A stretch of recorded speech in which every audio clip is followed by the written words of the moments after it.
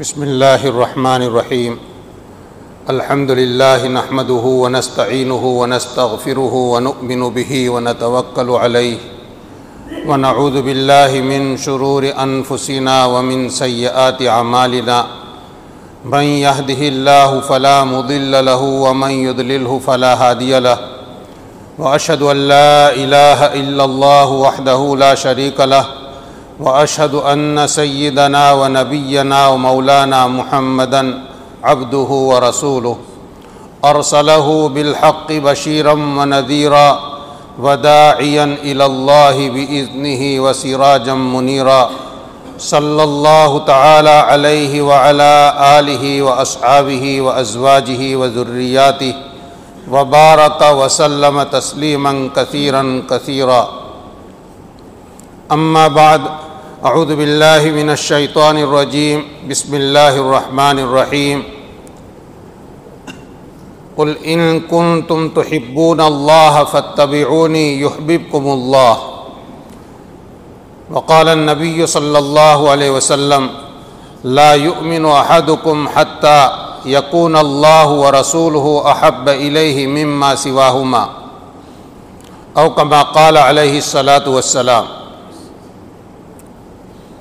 قابل احترام بزرگوں، دوستوں اور دینی بھائیوں، گزشتہ کل اللہ تعالیٰ کی محبت کے متعلق کچھ مضمون آپ کے سامنے ذکر کیا تھا۔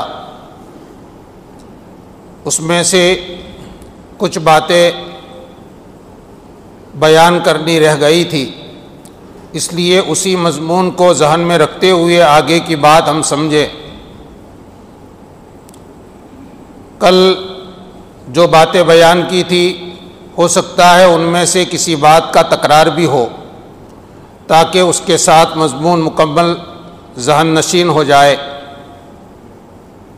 اللہ رب العزت نے جب اپنے بندوں کو اپنی معرفت عالم ارواح میں، یعنی ابھی ہمارا جسمانی وجود نہیں ہوا تھا، صرف دادا آدم علیہ السلام کو جسم اور ان کے جسم میں روح کو ڈالا گیا تھا، باقی تمام انسانوں کی روحوں کو نکالا اور ان روحوں کو اپنی ربوبیت کا سبق پڑھایا۔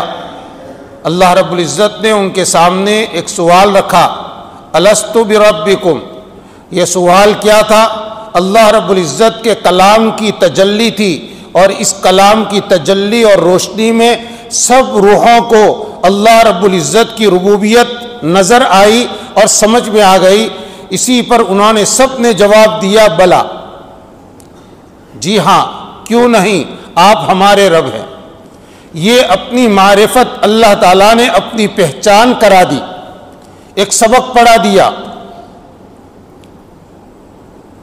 حضرت حکیم الامت تھانوی رحمۃ اللہ علیہ نے تحریر فرمایا ہے، جس کو حضرت کے خلیفہ حضرت شاہ عبد الغنی پھول پوری رحمۃ اللہ علیہ نے بڑی تفصیل سے اس کو واضح کیا ہے کہ جب ربوبیت کا سبق پڑھا دیا تو وہاں بات ختم نہیں ہوئی، ابھی بندہ اپنی عبدیت کو ظاہر کرے کہ میں خدا کا بندہ ہوں، میں خدا کا مطیع اور اس کی بات ماننے والا بندہ ہوں، اس کا نافرمان نہیں ہو، اس کا اظہار کرے، اس کا موقع آنا چاہیے تاکہ اللہ رب العزت کی طرف سے جتنے انعامات اور جتنی نوازشیں اس پر کرنی ہیں وہ کی جائیں۔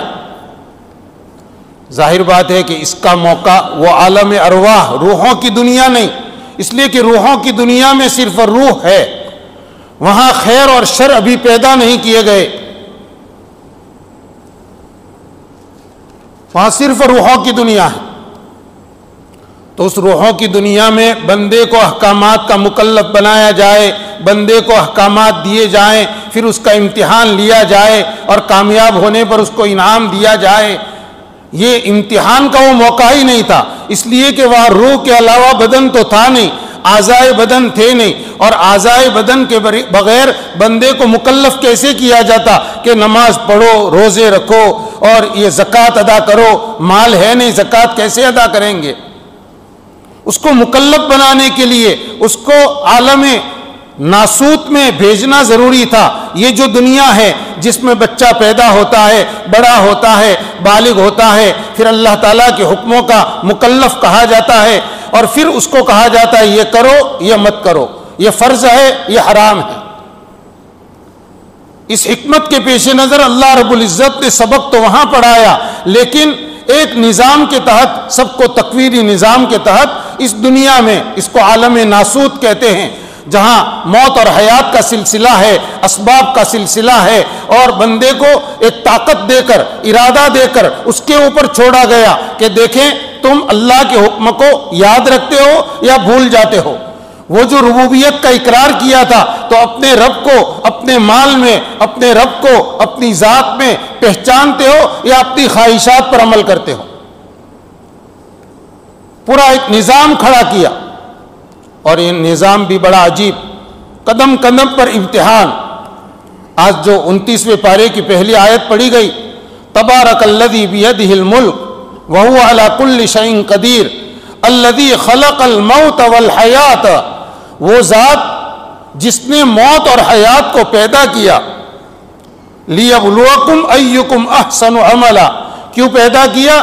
تاکہ وہ تم کو آزمائے، تمہارا امتحان لے کہ تم میں سے کون ہے جو اچھے عمل کرتا ہے.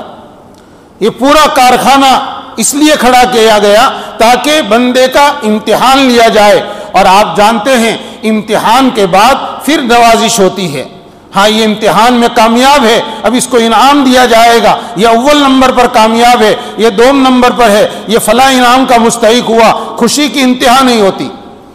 اور جنہوں نے امتحان میں اپنے کو ناکام ثابت کیا ان کو سزا ہوگی، اس لیے کہ پروردگار کی ربوبیت کا اقرار کر کے آئے تھے، ربوبیت کا اقرار کر کے آئے تھے. اور یہاں پر بھی، یہاں تم کو خالی نہیں چھوڑا گیا، دنیا میں آتے ہی نبیوں کا سلسلہ جاری کیا گیا. کوئی کہے کہ عالم الستو میں ہم نے کیا کہا تھا ہمیں معلوم نہیں، وہ تو طبیعت میں رکھ دیا گیا، فطرت میں رکھ دیا گیا. ہر بچے کی پیدائش فطرت پر ہوتی ہے، وہ نور فطرت کو لے کر آتا ہے، اس لیے کسی کے پاس عذر نہیں. اور عذر کا دروازہ وہاں بند کر دیا گیا کہ انبیاء آئے، کتابیں اللہ تعالیٰ نے اتاری کہ میرے بندوں کو میری ربوبیت کی پہچان کراؤ کہ ان کا رب میں ہوں. جب میں رب ہوں تو میری بات مانو، میرے حکم کے مطابق زندگی گزارو. عذر کا موقع ختم کر دیا گیا. تو بات وہاں سے شروع ہوئی ہے. اور جو رب ہے وہ اس لائق ہے کہ اس کے سامنے پیشانی جھکائی جائے، وہ اس لائق ہے کہ اس کے حکم کو تنہائی میں بھی مانا جائے، وہ اس لائق ہے کہ جلوت میں بھی اور مجمع میں بھی اس کے حکم کو مانا جائے، وہ اس لائق ہے کہ اپنے پورے بدن کو اور بدن کے ایک ایک عضو کو اور اپنے بدن کے اندرون کو بھی، اپنے اندرون کو، اپنے دل کو، دماغ کو اس کے حکموں کے تابع کیا جائے. آدمی آزاد نہیں ہے، اس لیے کہ اس کا پورا وجود خدا کا دیا ہوا ہے. اس کا بدن، اس کا عضووں میں طاقت، اس کا ارادہ، اس کی طاقت، اس کا اختیار، سب کچھ خدا کا دیا ہوا ہے. خدا کا دیا ہوا ہو اور پھر ان اعضاء سے وہ اپنے پروردگار کے حکم کے خلاف کرے، اپنے پروردگار کی نافرمانی کرے، وہ پروردگار کتنا ناراض ہوگا پھر کہ میری زمین پر جیتے ہیں، میرا وجود ہے، میرا دیا ہوا وجود ہے، میرا بنایا ہوا جسم ہے، میری دی ہوئی صلاحیت ہے، میری دی ہوئی طاقت اور اختیار ہے، میرے دیے ہوئے اعضاء ہے، میری دی ہوئی سلامتی ہے، تندرستی ہے، میری دی ہوئی طاقت ہے، اور پھر میرے حکم کے خلاف بغاوت کرے گا بندہ. لیکن قربان جائیے اللہ رب العزت کی صفات میں سے صفت حلم ہے. حدیثوں میں ہے کہ اللہ تعالیٰ نے لکھ دیا، مخلوقات کو پیدا کرنے سے پہلے لکھ دیا، سبقت رحمتی علی غضبی، میری رحمت میرے غضب پر غالب ہے، سابق ہے. میری رحمت میرے غضب پر سابق ہے. اس کا مطلب بعض علماء نے بیان فرمایا ہے کہ بندہ گناہ کرتا ہے، اس گناہ کا تقاضا تو یہ ہے کہ اسی وقت اس کی پکڑ کی جائے کہ ہمارے بندے بن کر، ہمارا کھا کر، ہماری زمین پر جی کر تم ہماری نافرمانی اور ہماری بغاوت کرتے ہو.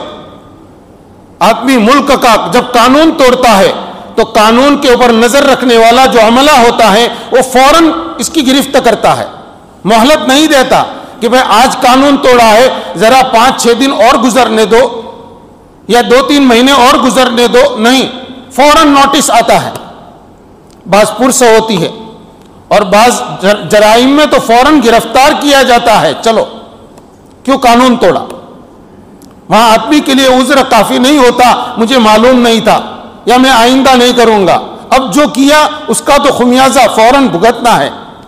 لیکن اللہ رب العزت نے اپنی رحمت کو سابق کیا ہے، تو اللہ تعالیٰ کے غضب کا تقاضا تو یہ تھا کہ جو ہی نافرمانی ہو اس بندے کا دانا پانی بند ہو جائے، اس کے لیے سانس لینا بند ہو جائے، اس کے لیے زمین پر حرکت کرنا مشکل ہو جائے، زمین پر اس کا باقی رہنا مشکل ہو جائے۔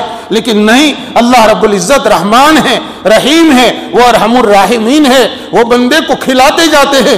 بندہ خدا کی نافرمانی پر نافرمانی کرتا ہے، خدا کی نعمتوں کو کھاتے ہوئے نافرمانی کرتا ہے، لیکن اللہ تعالیٰ اس کو پکڑتے نہیں۔ اعمال لکھنے والے فرشتوں کو کہا جاتا ہے مہلت دو، ابھی گناہ فوراً مت لکھو، ہو سکتا ہے میرا بندہ توبہ کرے گا۔ میرے بھائیوں، اللہ تعالیٰ کی اس رحمت کو ہم سوچے تو کبھی بھی گناہ کرنے کا دل میں خیال نہ ہوئے۔ آدمی گناہ کا ارادہ آتے ہی، خیال آتے ہی تڑپ جائے کہ میں کس کی نافرمانی کروں گا۔ یہ تب ہوگا جب اللہ کی محبت صحیح معنوں میں دل میں پیدا ہوگی۔ خدا کی محبت کے ساتھ جینے میں ہی میرے بھائیوں مزہ ہے۔ ہاں، محبت سے جو دل خالی، پھر تو سمجھو کہ اس کی زندگی کے طرز میں اور حیوانوں کی زندگی میں کیا فرق ہے۔ پھر حیوانات کو سمجھ نہیں ہے، اور انسان کو تو اللہ نے عقل و فہم دی ہے، علم دیا ہے، اور سب سے بڑا انعام کہ اس کو ربوبیت کا سبق پڑھایا گیا ہے۔ یہ اذانوں میں اللہ اکبر، یہ جو تکبیریں بلند کی جاتی ہیں میناروں پر سے، پورا دل، یہ کیوں؟ یہ اسی لیے تاکہ ہمارے پروردگار کی عظمت یاد دلائی جائے، اور مؤذن صاحب اشہد ان لا الہ الا اللہ بلند آواز سے پکار کر ہم کو وہی سبق یاد دلاتے ہیں۔ وہ کہتے ہیں میں گواہی دیتا ہوں، اور سننے والوں کو کہا گیا تم بھی جواب میں کہو کہ میں بھی گواہی دیتا ہوں کہ ایک اللہ کے سوا کوئی عبادت کے لائق نہیں۔ کیوں؟ اس لیے کہ وہی ہمارا رب ہے، اسی نے کائنات بنائی ہے۔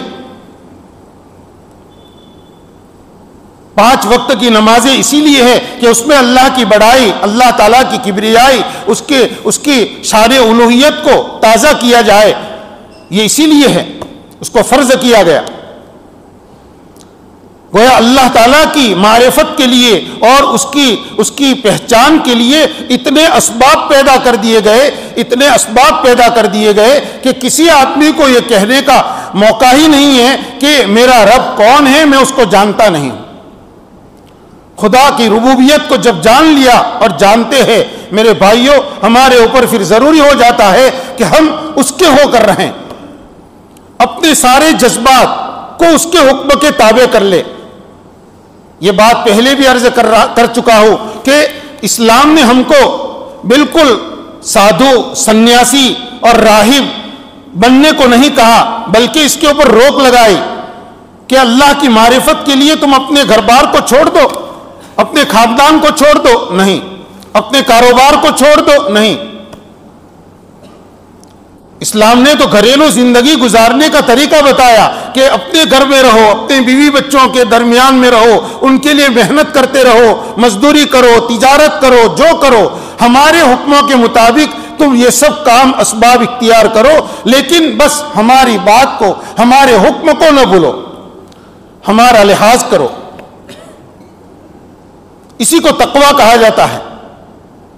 بس اس کے ساتھ جیتے رہو، جتنا دنیا کے اسباب ملتے جائیں اللہ کا شکر ادا کرتے جاؤ، اللہ تعالیٰ اس سے ناخوش نہیں ہوتے۔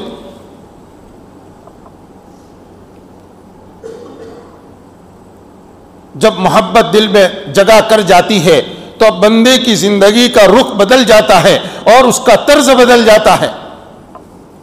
اب اس کا کھانا پینا، اس کا سونا جاگنا، چلنا پھرنا، اٹھنا بیٹھنا، سب کچھ اس کا اللہ کے لیے ہو جاتا ہے۔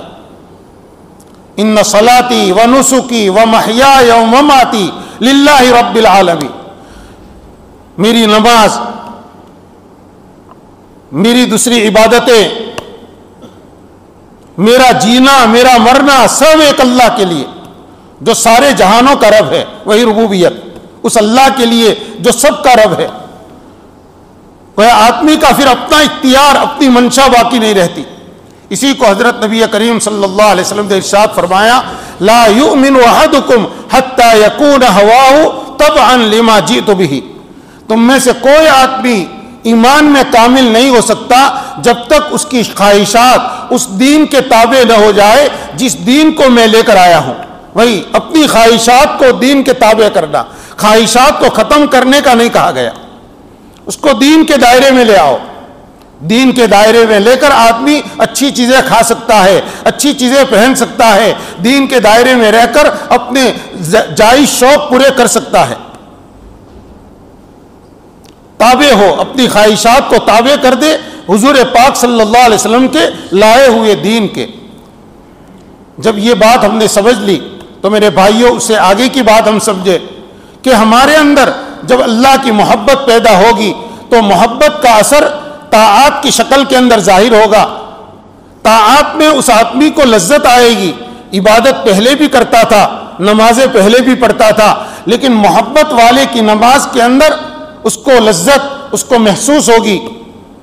وہ اپنی نمازوں میں اپنے پروردگار کے تعلق کو محسوس کرے گا، مناجات کی لذت اس کو محسوس ہوگی، مناجات کی لذت۔ اور اگر اس راہ میں مجاہدے پڑھتے ہیں عبادت کے لیے اپنے آپ کو کھڑا کرنے میں، تو نفس سے مقابلے کے اندر جو ناگواری پیش آئے گی اور نفس کے اوپر جو بوجھ پڑے گا اس بوجھ کو بھی وہ برداشت کرے گا۔ یہ مجاہدہ نفس یہ معمولی نہیں ہے، یہ اور بیکار نہیں ہے، اس کے ذریعے سے ہی آگے کی راہیں کھلتی ہے۔ ان الذین جاہدوا فینا لنہدینہم سبلنا،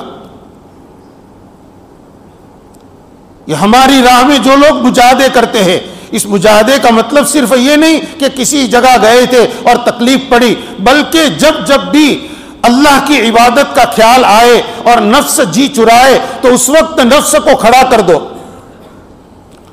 گناہ کرنے کا خیال پیدا ہوا تو اس وقت اپنے آپ کو گناہ سے بچانے کے لیے دل کے اوپر پتھر رکھ دو، اس وقت دل میں جو ارادہ آیا اس ارادے کا خون کر دو، بس یہ ہے مجاہدہ۔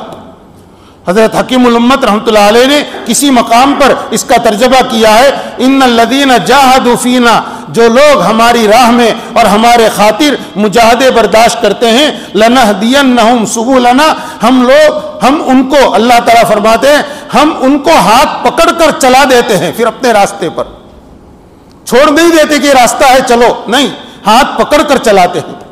اللہ تعالیٰ کی معیت اتنی ساتھ ہو جاتی ہے، پھر معیت الہیہ، اور اللہ کی معیت ساتھ ہو گئی میرے بھائیوں، بس کام بن گیا۔ پھر اب یہ ہوگا کہ طاعات کے اندر آدمی کو جی لگے گا، بغیر مشقت کے وہ بندگی کرنے کے لیے تیار ہو جائے گا، اس کو گناہ چھوڑنے کے اندر کوئی مشقت اور اپنے نفس سے کوئی زیادہ مقابلہ نہیں کرنا پڑے گا۔ وہ جتنے رذائل گنائے تھے شروع کی راتوں میں، وہ سارے رذائل طبیعت کے اندر بالکل مزمحل ہو کر، اور رذائل ایک دم سے کمزور ہو کر ان رذائل کا مادہ بالکل کالعدم ہو جائے گا، جیسے ہے ہی نہیں۔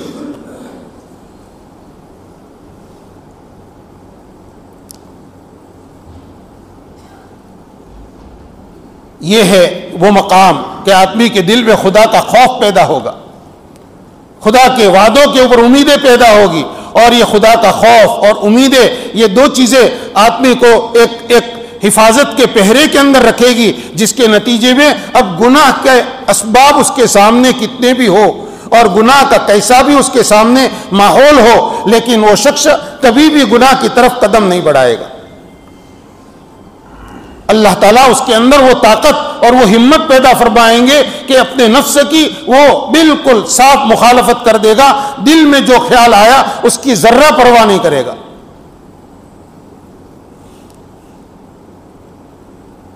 وَأَمَّا مَنْ خَافَ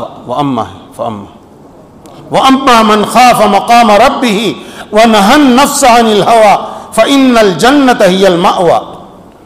جو آدمی اپنے پروردگار کے سامنے کھڑے ہونے سے ڈرے، اس کا استحضار اس وقت کو ہر جگہ ہوگا، وہ بازار میں ہے، شادی میں ہے، وہ کسی بھی تنہائی کے اندر ہے، اس کے سامنے ہوگا کہ مجھے اپنے پروردگار کے سامنے کل کھڑا ہونا ہے.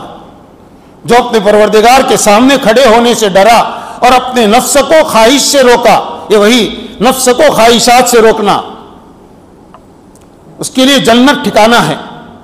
اسی کو تقویٰ کہتے ہیں، ایسے آدمی کو متقی کہتے ہیں، اور متقین کے لیے اللہ تعالیٰ نے جنت کے اعلیٰ مقامات تیار کر رکھے. ان للمتقین مفازا حدائق. میرے بھائیوں، یہ مقام حاصل کرنا کوئی مشکل نہیں ہے. الدین یسر، دین بہت آسان ہے. اور قربان جائیے، ہمارے پیارے نبی صلی اللہ علیہ وسلم نے تو ہم کو یہ ہدایت کے اتنے آسان راستے بتائے. صراط مستقیم جس کو کہتے ہیں، صراط مستقیم جو ہوتا ہے وہ آسان بھی ہوتا ہے، مختصر بھی ہوتا ہے. سیدھا راستہ، سیدھی لکیر جو ہوتی ہے وہ شارٹ ہوتی ہے، اس میں کوئی کجی نہیں ہے. اللہ تک پہنچنے کے بہت آسان، بہت سہل راستے بتائے ہیں. بس اس میں شروع میں ہمیں کچھ چوکنا پن دکھانا پڑے گا اور اپنے نفس کے مقابلے میں تھوڑی ہمت، اور وہ ہمت بھی اللہ تعالیٰ کی توفیق سے بہت آسان ہو جاتی ہے. آپ بھی عزم کرے کہ مجھے اپنی زندگی کو گناہوں سے خالی زندگی گزارنی ہے، اللہ تعالیٰ کی ایک نافرمانی نہیں کرنی ہے. یہ عزم کر لے، اللہ سے توفیق مانگے تو اللہ تعالیٰ کی مدد ہر وقت اس کے ساتھ شامل حال رہے گی. ہاں، کچھ دروازے ہیں، کچھ کھڑکیاں ہیں جو ہمارے اس مقصد میں خلل ڈالنے والی ہے، تو اس کو ہمیں بند کرنا پڑے گا، بند کرنا پڑے گا. وہ چیزیں جو ہمارے اس مقصد میں خلل ڈالتی ہیں، ایک ہے لغو چیزوں سے اجتناب. جب تک آدمی لغویات کو اپنی زندگی سے نکالتا نہیں ہے تو اس کے نیک ارادے اس کو کامیابی تک نہیں لے جائیں گے.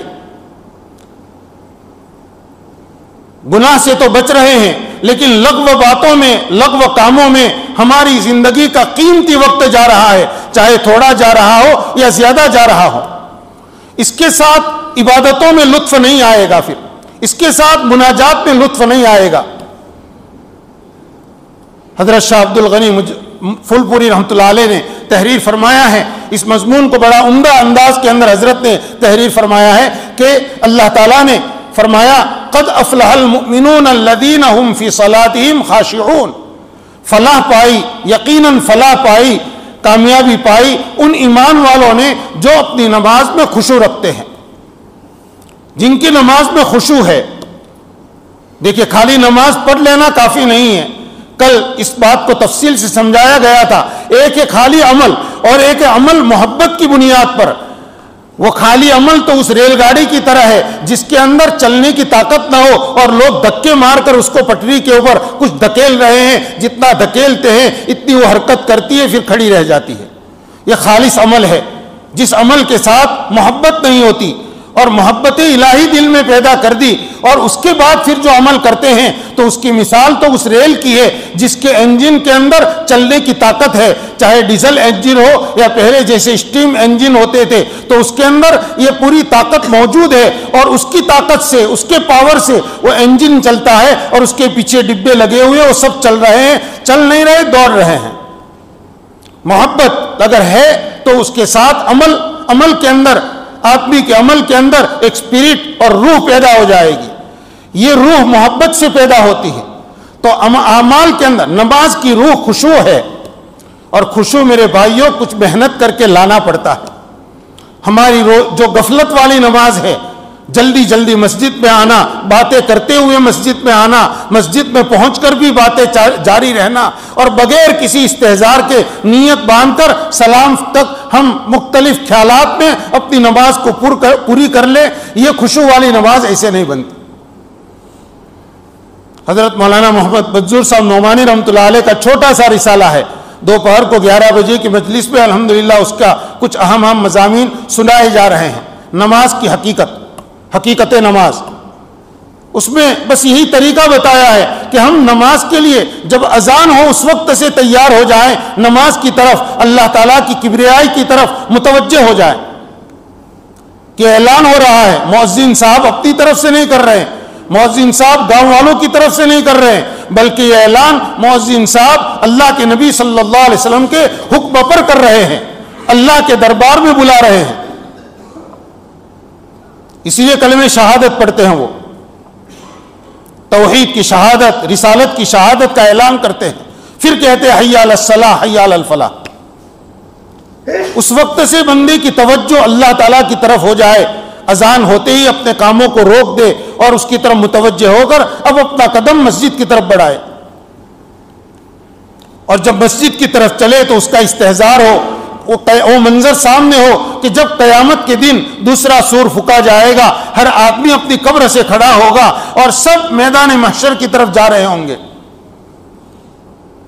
سب کے سامنے بس یہ ہے کہ اپنی زندگی کا حساب دینے جا رہے ہیں۔ اس بات کا دھیان کرتے ہوئے مسجد کی طرف چلے کہ ابھی اعلان ہوا، جیسے سب لوگ اپنے اپنے گھروں سے، بازار سے مسجد کا رخ کر رہے ہیں، قیامت کے دن جب دوسرا سور پھونکا جائے گا، ہر بندے کو، نیک ہو کہ بد، ایمان والا ہو یا کافر، ہر ایک کو اپنی قبر سے اٹھ کر اللہ کے دربار میں حاضر ہونا ہے۔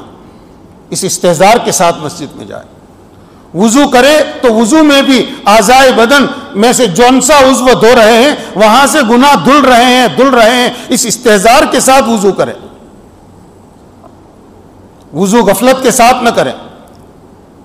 گویا ہم ظاہر کو پانی سے پاک کر رہے ہیں، لیکن اللہ تعالیٰ میرے اس عضو کے کیے ہوئے گناہوں کو دھو رہے ہیں۔ اور مسجد میں جب آئے تو اللہ کے دربار میں حاضر ہوا ہوں، اس دھیان کے ساتھ اور بڑے استحضار کے ساتھ اللہ اکبر کہے۔ یہ خشوع کے معنی بیان کیے گئے ہیں کہ آدمی اللہ تعالیٰ کی عظمت کے سامنے پورا دب جائے کہ میں کچھ نہیں ہوں، میں سراپا تقصیر، میرے اندر سوائے گناہ کے، گندگی کے کچھ نہیں، اور اللہ تعالیٰ مالک الملک ذو الجلال والاکرام، وہ خالق اور میرا رب ہے، وہ سب سے بڑا ہے۔ اس کی بڑائی کو سوچ کر خود دب جائے اور پھر اللہ اکبر کہے۔ اس کا کھڑا رہنا بھی، چاہے وہ کھڑا ہے لیکن اللہ تعالیٰ کی عظمت کے سامنے گویا بالکل دبے ہوئے کھڑا ہے وہ۔ اسی لیے ہے کہ نماز میں ادھر ادھر متوجہ مت ہو، نماز میں اپنے ہاتھوں کو ادھر ادھر کھجالنے میں اور دوسرے کاموں میں مت لگاؤ، نگاہ کو بالکل نیچے سجدے کی جگہ پر رکھو، تب جا کر یہ خشوع ظاہر ہوگا۔ رکوع کرے تو بھی یہ استحضار ہو کہ میں اللہ کی عظمت کے سامنے دب کر رکوع کر رہا ہوں، اور سجدے میں جائے تو یہ سمجھے کہ میں ایک حقیر کیڑا ہوں جو زمین کے اوپر سمٹ کر میں پڑ گیا ہوں، بہت ناپاک سا گندگی کا کیڑا اپنے آپ کو سمجھے اور کہے کہ یہ سمجھے کہ میں اللہ کی عظمت کے سامنے اور اس کی بلندی کے سامنے میں کچھ نہیں۔ اسی لیے سجدے کی حیت یہ ہے کہ اپنے بدن کے پھیلاؤ کو سکیڑ دیا جاتا ہے، آدمی اپنی لمبائی کو بھی بہت کم کر دیتا ہے، اس طرح سجدہ کرے، سجدے میں جانا، سجدے سے اٹھنا بس اسی عظمت کے استحضار کے ساتھ ہو۔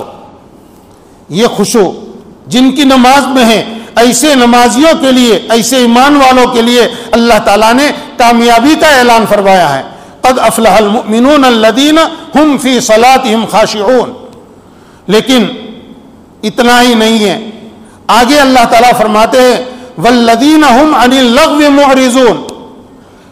اس سے یہ بات سمجھائی گئی ہے کہ خشوع انہی لوگوں کو نصیب ہوگا جو اپنے آپ کو لغویات سے بچاتے ہیں، لغو چیزوں سے، لغو یعنی بے فائدہ کام، بے فائدہ باتیں، بے فائدہ کی مجلسیں، اس سے جو بچاتے ہیں، اعراض کرتے ہیں۔ تو حضرت شاہ عبد الغنی صاحب پھول پوری رحمۃ اللہ علیہ نے لکھا ہے کہ جو شخص لغو سے اپنے آپ کو بچائے گا وہی شخص نماز کے خشوع کی دولت سے بہراور ہوگا۔ اگر لغو کام جاری ہے اور پھر ہم تمنا کریں کہ ہماری نماز خشوع والی نماز ہو اور اس نماز کے اوپر ہم کو فلاح اور کامیابی ملے، میرے بھائیوں ہمیں اس مقصد کے اندر کامیابی ملنا مشکل۔ حضرات صحابہ کرام کی نماز کے جو واقعات ہم حیات الصحابہ، حکایات الصحابہ میں پڑھتے ہیں، اذان سنتے ہی ان کے چہرے کا رنگ بدل جاتا تھا، اللہ اکبر کہتے ان کے بدن پر لرزہ طاری ہوتا تھا، اور نماز میں جو کچھ سنتے تھے قرآن پاک سننے پر کبھی تو ان کے اوپر گریا اور بکا طاری ہوتا تھا، کسی کی تو چیخیں نکلتی تھی۔ یہ وہی خشوع والی نماز تھی۔ صحابہ کرام نے یہ عظمت اور محبت کے سبق پیارے نبی صلی اللہ علیہ وسلم سے پورے سیکھے تھے، جس کے نتیجے میں صحابہ کی زندگی کے اندر اللہ تعالیٰ کی محبت کے جلوے ان کی زندگی کے ہر پہلو میں نظر آتے ہیں۔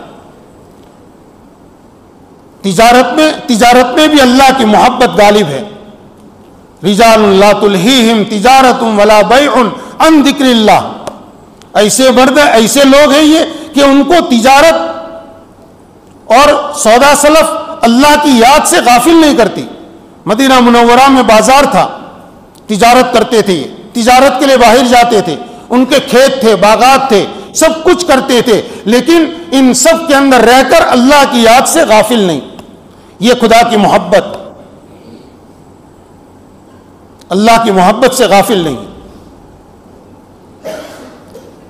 ان کی تو تجارت، ان کی بیع و فروخت تو ان کو اللہ کی یاد سے غافل نہیں کرتی تھی، اور افسوس کہ آج خود بولنے والا بھی اس میں بھائیوں مبتلا ہے۔ آپ برا نہ مانیں کہ مسجد میں آ کر بھی ہم کو اللہ یاد نہیں آتے، پوری 4 رکعت ہو جاتی ہے اللہ یاد نہیں آتے، ہمارا ذہن وہی دوسرے خیالات میں مگن ہے۔ وہ اپنے بازار میں اللہ کو بھول نہیں رہے، تو ان کی نمازوں کا کیا حال ہوگا، پھر ان کی تنہائیوں کا کیا حال ہوگا۔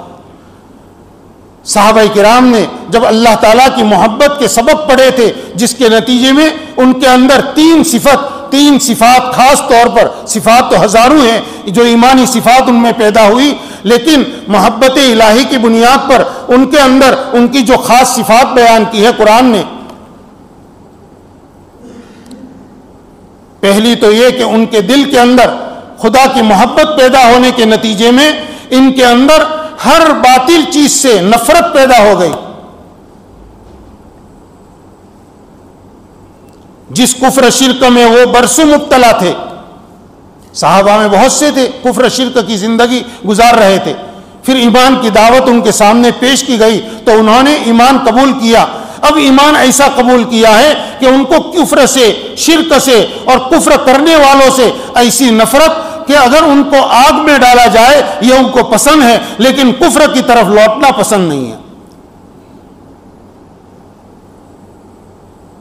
مکی دور میں جن حضرات صحابہ نے ابتدا میں اسلام قبول کیے اور کمزور طبقے سے تعلق رکھتے تھے، کمزور خاندانوں سے تھے یا غلامی کی زندگی گزار رہے تھے، ان پر کیا ظلم کے پہاڑ نہیں توڑے گئے۔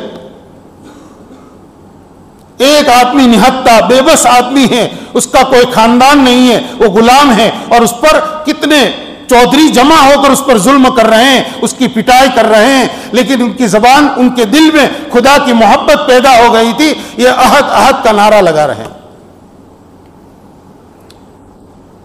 ان کے ظلم و ستم نے ان کے ایمان کے اندر مضبوطی پیدا کی، ایسی مضبوطی پیدا کی کہ جب حضور پاک صلی اللہ علیہ وسلم نے ہجرت فرمائی اور ہجرت کے بعد جب موقع آئے، کفار نے جب حملے شروع کیے اور باطل سے ٹکرانے کے موقع آئے تو میدانوں میں انہوں نے اپنی جانوں کو پیش کر دیا، اپنی جانوں کو ایسا پیش کیا کہ شہادت کو جیسے گویا بھوکا آدمی کھانے پینے کا جیسا طالب ہوتا ہے، اس سے زیادہ طلب ان کے اندر شہادت کی۔ صحابہ کی پوری زندگی، صحابہ کی سیرت اس کی گواہی دیتی۔ تو یہ باطل کے مقابلے میں اپنی جان کے نذرانے پیش کرنا اور باطل کا قلعہ کما کرنے کے لیے دین کی نصرت اور حمایت کے لیے کھڑا ہونا، یہ اللہ کی محبت کی نشانی ہے۔ اسی لیے حضور اکرم صلی اللہ علیہ وسلم کی دعاؤں میں ہے، اللہم حبب الینا الایمان وزینہ فی قلوبنا وکرہ الینا الکفر والفسوق والعصیان وجعلنا من الراشدین۔ اے اللہ، ایمان کو ہمارے دلوں کے اندر محبوب بنا دے، مزین بنا دے، اور کفر کو، فسق، گناہ کو ہمارے دلوں کے اندر ناپسند کر دے، اس کی نفرت ڈال دے۔ یہ نفرت دل کے اندر ضروری ہے، تاکہ آدمی کبھی گناہ کے موقع آئے، گناہ کے ماحول میں چلا جائے تو وہاں گناہ کو اس کا نفس قبول نہ کرے، اس کے دل کے اندر اس کی قباحت ہوگی تو کبھی بھی اس کو قبول نہیں کرے گا، چاہے کتنا اس پر دباؤ ڈالا جائے۔ حضرات انبیاء کرام کی زندگیاں اور انبیاء نے جن لوگوں پر محنت کی، ان کی محنت کو جنہوں نے قبول کیا، ان کی زندگیاں اس کی گواہی دیتی ہے۔ سیدنا ابراہیم علیہ السلام کی پوری زندگی کیسے کفر شرک کے ماحول میں، اور کافر باپ کے بیٹے ہیں، چاروں طرف حکومت تک بالکل کفر پر مجبور کرنے والی، اکیلے توحید کی صدا لگا رہے ہیں۔ کیا ہوا؟ انہوں نے توحید کی دعوت دینا جاری رکھا، اللہ نے ان کو اپنا خلیل بنایا۔ تو صحابہ کرام کی پہلی صفت ہے اشداء علی الکفار، یہ کفر کے مقابلے میں شدت، یہ محبت کی بنیاد پر ہے کہ میرا خدا کفر سے ناراض ہوتا ہے، کفر اس کو ناپسند ہے، کفر کو اس نے سب سے بڑا جرم قرار دیا ہے، تو کفر کو کبھی بھی میں قبول نہیں کروں گا۔ اور جو اپنی طاقت کے بل بوتے پر ہمارے اوپر دباؤ ڈالنے آئے ہیں یا ہم پر حملہ کرنے آئے ہیں، اگر ضرورت پڑے گی ہم ان سے ٹکرا جائیں گے۔ یہ تھی صحابہ کرام کی شان۔ اور دوسری طرف رحماء بینہم، شدت باطل کے مقابلے میں ہے، اپنے آپس میں اپنے بھائیوں کے ساتھ، ایمان والوں کے ساتھ بہت رحم دل، بہت نرم دل۔ رحماء بینہم، آپس میں جھگڑے نہیں، آپس میں ٹکراؤ نہیں، ایک دوسرے کی رائیوں کا احترام، ایک دوسرے کے مقام اور اس کی عزت، اس کا خیال کرنا۔ رحماء بینہم، اتنا ہی نہیں، دوسرے کی راحت کے لیے اپنی راحت کو قربان کرنا، ایثار، ہمدردی۔ ان کے واقعات بھرے ہوئے ہیں۔ انصار نے جو نصرت کا ثبوت دیا ہے مہاجرین کے ساتھ، جن کے ساتھ کوئی رشتہ نہیں، بس پردیسی لوگ ہیں، پردیسی لوگ مدینہ منورہ میں ایمان کی نسبت پر جمع ہوئے ہیں، لیکن ان کو اپنے بھائی کے برابر بنا لیا، بلکہ بھائی سے بھی اونچا درجہ دے دیا۔ قرآن پاک نے ان کی ان صفات کی تعریف کی ہے۔ اور تیسری صفت صحابہ کرام کی جو ہے وہ ہے اللہ تعالیٰ کی عبادت کا ذوق۔ تراہم رکعا سجدا یبتغون فضلا من اللہ ورضوانا، اے مخاطب تو ان کو دیکھے گا، حضرت محمد صلی اللہ علیہ وسلم کے ساتھیوں کو، کہ کبھی رکوع میں ہیں، کوئی سجدے میں ہیں۔ کیوں رکوع اور کیوں سجدے میں؟ یعنی ان کے اندر عبادت کی کثرت کیوں ہے، بہت زیادہ عبادت کیوں کرتے ہیں؟ اس لیے کرتے ہیں کہ ان کے پیش نظر بس ایک ہی ہے کہ جس کو اپنا محبوب بنایا ہے اس کی طرف سے فضل مل جائے، اس کے فضل کے ہم مستحق ہو جائیں اور اس کی خوشنودی مل جائے، وہ ہمارا رب ہم سے راضی ہو جائے۔ تو اللہ کا فضل ڈھونڈنے کے لیے اور اس کی رضوان، اس کی خوشی کو تلاش کرنے کے لیے، حاصل کرنے کی کوشش میں کبھی رکوع میں کبھی سجدوں میں۔ یہ نمازوں کی کثرت، یہ اللہ تعالیٰ کی محبت کا ایک بڑا اثر ہے۔ اور یہ میرے بھائیوں ہمارے اپنے اختیار میں ہے۔ ہم اپنے فارغ اوقات کو طے کریں کہ میں تنہائی میں اللہ کے سامنے کھڑا ہو جاؤں، چاہے 5 منٹ اللہ کے سامنے میں حاضری دے دوں، میں 5 منٹ 10 منٹ دوستوں کی محفل میں بیٹھوں گا، اس سے میرا کوئی درجہ اللہ سے قریب نہیں ہوگا، اور ادھر اگر میں نے 5 منٹ میں 2 رکعت پڑھ لی تو اللہ تعالیٰ سے میں قریب ہو جاؤں گا۔ حدیث شریف میں ہے کہ بندہ میرا قرب فرض نمازوں سے جتنا حاصل کرتا ہے کسی اور عمل سے حاصل نہیں کرتا، اسی لیے فرض نمازیں فرض ہے، اس کے چھوڑنے پر بڑی وعید ہے، سخت وعید ہے کہ یہ بندے کے حق میں گویا اللہ تعالیٰ نے بندے کی خیر خواہی میں ضروری قرار دیا کہ اس کو تو کرو ہی۔ جیسے چھوٹا بچہ نادانی میں اگر غذا نہیں کھاتا، خوراک نہیں کھاتا، اور اس کی وجہ سے اس کے اندر کمزوری آنے کا اندیشہ ہے، تو اس کی ماں اس کو مار کر کھلاتی ہے، یہ کھانا پڑے گا۔ ماں ہے، شفیق مہربان ہے، اور اس کو مار رہی ہے، وہ رو رہا ہے، لیکن اس پر ظاہر میں تو گویا ظلم اور سختی کی جا رہی ہے، لیکن اس لیے کہ یہ اس کے جسم کے لیے ضروری ہے، اس لیے قربان جائیے، ہمارے رب نے ہمارے اوپر عبادت کی ایک مقدار کو، 5 وقت کی نمازوں کو، رمضان کے مہینے کے روزوں کو، اسی طرح سے صاحب نصاب پر زکوٰۃ کی مقدار کو اور صاحب استطاعت پر حج کو زندگی میں فرض کیا، اس لیے تاکہ اس کے ذریعے سے تو اللہ کا جتنا قرب ہو ایک بندے کو، خدا کے بندے کو لینا چاہیے، اتنا تو اس کو ملنا ہی چاہیے، نہیں تو اس کو دھمکی دی گئی یہ عذاب ہوگا، یہ ہوگا۔ اللہ کے قرب کا سب سے مؤثر ذریعہ فرائض ہے، اس لیے میرے بھائیوں فرض نمازوں کا اور دوسرے جتنے فرائض ہیں ان کا ہم بڑا اہتمام کریں اور یہ سمجھیں کہ یہ فرائض تو مجھے ایک ایک رکعت اور رکعت کا ایک ایک رکوع اور سجدہ مجھے اللہ سے قریب کر رہا ہے۔ اس کو بڑے جذبے کے ساتھ اور والہانہ انداز میں ہم ان نمازوں کے اوپر محنت بھی کریں، نمازوں میں خشوع پیدا کریں اور نمازوں کو ادا کرنے کی کوشش کریں۔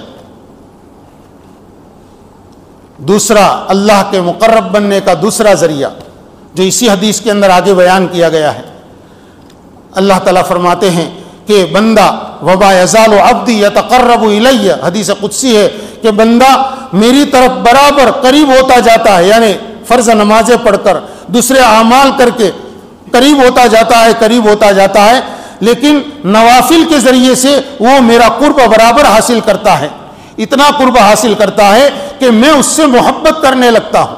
دیکھیے بندے نے اللہ سے محبت کی اور محبت کے نتیجے میں اس کے دل میں عبادات کا ذوق پیدا ہوا اور اس عبادات کے ذوق سے وہ اللہ کا قریب ہوتا گیا تو اللہ تعالیٰ فرماتے ہیں میں اس کو محبوب بنا دیتا ہوں۔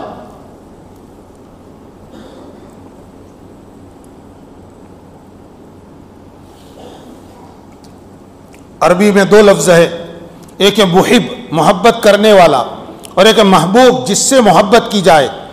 تو بندے نے اپنے پروردگار سے محبت کی تو بندہ محب ہے اور اللہ تعالیٰ محبوب ہے، لیکن جب بندے نے اللہ تعالیٰ کی محبت کے تقاضوں کو نبھایا اور وہ برابر عبادت میں لگا رہا، مناجات میں لگا رہا، اپنے کو گناہوں سے، غفلت سے، لغویات سے بچاتا رہا، تو اب یہ نوافل کے ذریعے سے اللہ کا اور مقرب ہوگا، اللہ تعالیٰ اب اس کو اپنے محبوبین میں شامل کر لیتے ہیں۔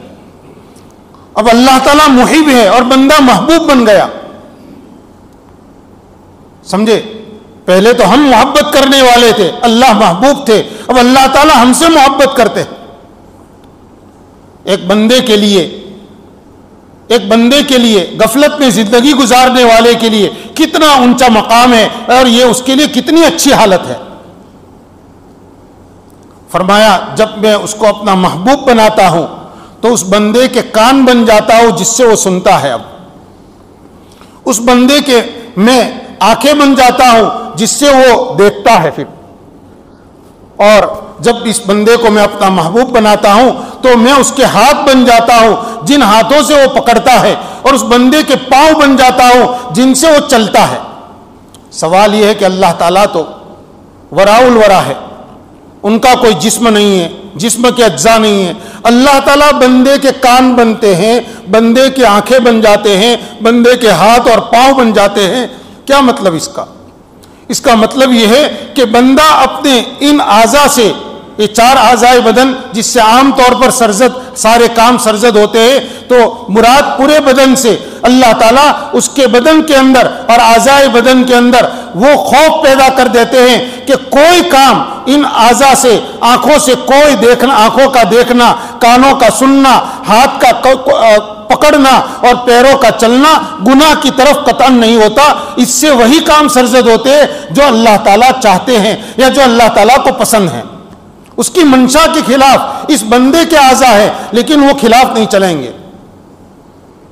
تو گویا یہ آنکھ، کان، ہاتھ، پاؤں بندے کے نہیں، یہ تو اللہ تعالیٰ کے ہو گئے، یعنی اس کے حکم کے تابع ہو گئے۔ اب اس میں بندے کی منشا کا دخل ہی نہیں ہے، بندے نے اپنے ارادے کو، بندے نے اپنے اختیار کو اللہ تعالیٰ کی منشا میں اور اس کی مرضی کے اندر فنا کر دیا، ختم کر دیا۔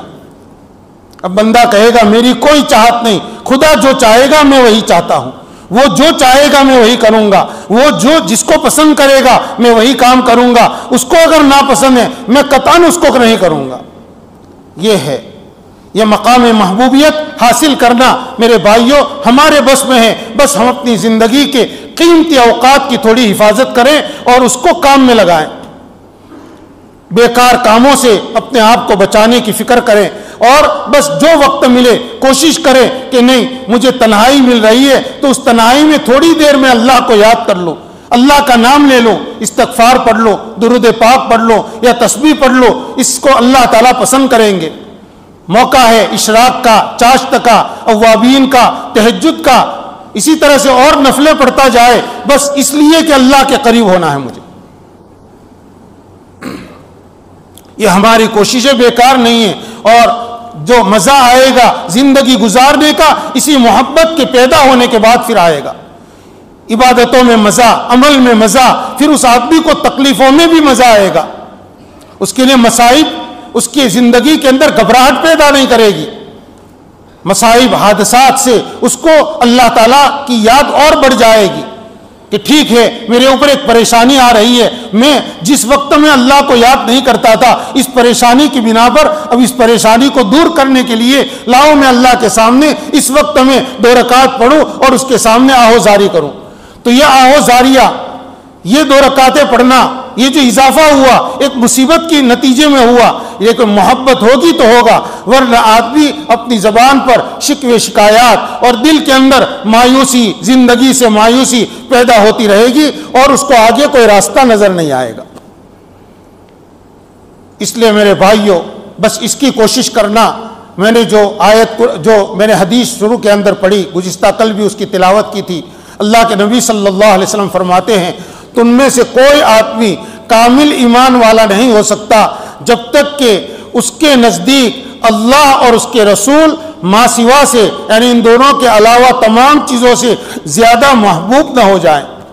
اللہ کی اور اس اللہ کے رسول کی محبت دل میں غالب ہے، اللہ اور رسول کے علاوہ سے تو ہی ایمان کے اندر کمال پیدا ہوگا، اور ایمان کے کمال کا مطلب یہی ہے کہ جب محبت پیدا ہوئی تو اللہ کی عظمت پیدا ہوئی، اب اطاعت کا جذبہ پیدا ہوا، اب گناہوں سے، نافرمانی سے نفرت پیدا ہوئی۔ اور یہی میرے بھائیوں پوری زندگی، پوری شریعت اور پورے دین کا حاصل ہے۔ کوشش کریں، ارادہ کریں کہ ہمیں اپنی زندگی کے اندر اللہ، اپنے دل کے اندر اللہ کی محبت پیدا کرنی ہے۔ کریں گے بھائی؟ اور اس کے ساتھ اپنے بارے میں چوکناپن، ہمت، اپنے ارادے کو، اپنے ہمت کو کام میں لانا گناہوں سے بچانے پہ، اور اپنے ارادوں کا ذرا رخ موڑ دے اللہ تعالیٰ کی عبادت کی طرف، اس کی یاد کی طرف، بس محبت آتی جائے گی، پیدا ہوتی جائے گی، اور ادھر اللہ تعالیٰ کا قرب حاصل ہوتا جائے گا۔ اور یہی زندگی ہے جو اصل زندگی ہے، اسی کو اللہ تعالیٰ پسند فرماتے ہیں۔ اللہ تعالیٰ میرے لیے بھی ان باتوں پر عمل کرنا آسان فرمائے اور آپ حضرات کے لیے بھی مفید فرمائے۔ وآخر دعوانا الحمدللہ رب العالمین۔